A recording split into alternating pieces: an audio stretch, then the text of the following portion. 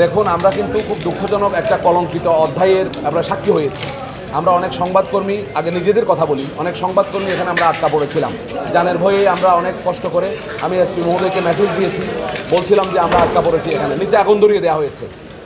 এরকম একটা মানে মৃত্যুর মুখে জীবন থেকে বেঁচে আসা, এটা আসলে আমাদের জন্য খুব দুঃখজনক।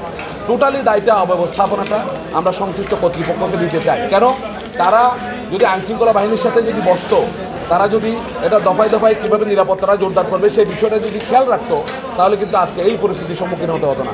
এখানে রোহিঙ্গারা আসুক কিংবা বাইরে থেকে অন্য কোনো চক্র আসুক, যারাই আসুক না কেন, ভায়োলেন্স একটা হয়েছে। এমন ভায়োলেন্স ইতিপূর্বে আমার জন্মের পর থেকে, আমার বুদ্ধি হওয়ার পর থেকে আমরা কখনো এমন অবস্থা দেখি নাই।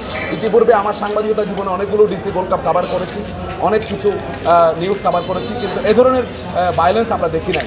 এটা এমন মব জাস্টিস, এমন মব এরকম আমরা এরকম পরিস্থিতিতে আমরা পড়ি নাই কখনো। আল্লাহ আমাদেরকে অনেককে আহত করেছেন, আমাদেরকে সুস্থ রেখেছেন এখনও হয়তো।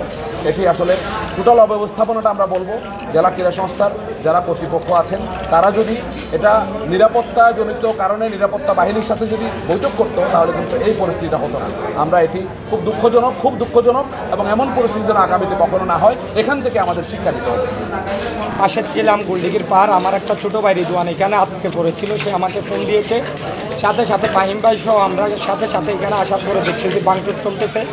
আমরা প্রথম থেকে নিয়ন্ত্রণ করে এখানে যা কিছু উদ্ধার করার চেষ্টা করেছি। ভিতরে এসে দেখি অনেকে আটকে পড়া, তাদেরকে উদ্ধার করেছি। অগ্নিসংযোগগুলো আমরা নিভানোর চেষ্টা করেছি।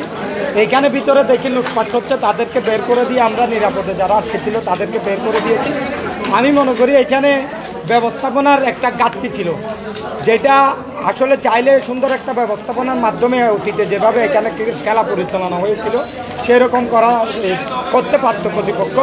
কিন্তু আমি মনে করি যারা এই যে কালোবাজারি এবং যারা অতিরিক্ত টিকিট বিক্রি করে টাকা হাতিয়ে নিয়েছে, তাদেরও একটা তাদেরকে একটা করার দরকার বলে আমি মনে করি। হ্যাঁ, বের করে তাদেরকে একটা আমরা কিন্তু এটাও শুনতে পেয়েছি যে ব্ল্যাকে টিকিট বিক্রি হয়েছে, এটাও আমরা শুনতে পেয়েছি। এর থেকে ভালো এটা এই ইজারাদাররা আরও ভালো জানবে। আমরা এটাও জানি যে আজকে ফাইনাল খেলার 2 দিন আগেও অনেক টিকিট বিক্রি হয়েছে। কক্সবাজারের যে এই আসন সংখ্যা 5000-এর অধিক মনে হয় আসন সংখ্যা, এর থেকে 3 গুণ টিকিট আগে বিক্রি হয়ে গেছে। পাশাপাশি তারা তো আজকে টিকিট বিক্রি করতে পারে না, অনেক আগে এগুলো সোল্ড আউট হয়ে গেছিলো। টিকিটের যে ব্যাপারটা সেটাও একটা ব্যাপার হতে পারে। তাদের বিরুদ্ধে আসলে প্রয়োজনীয় ব্যবস্থা নেওয়া উচিত না, যে তাদের বিরুদ্ধে এখন আমরা যেটা আশা করছি, এভাবে তাণ্ডব চালানোর যে ব্যাপারটা আশা করছি, আমরা তো পরিচিত কাউকে দেখিনি। আমরা আশা করছি এগুলো রোহিঙ্গারা তাণ্ডব চালিয়েছে।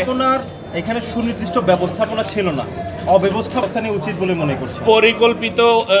পরিকল্পিত ব্যবস্থাপনা ছিল না, সেটা আমরা স্বীকার করছি যে এখানে অব্যবস্থাপনা ছিল। কেননা আমাদের উচিত ছিল সকাল থেকে আইনশৃঙ্খলা বাহিনীর যথাযথ মোতায়েন করা উচিত ছিল। সকাল থেকে আইনশৃঙ্খলা বাহিনীর মোতায়েন ছিল না, সেটাও একটা ব্যাপার।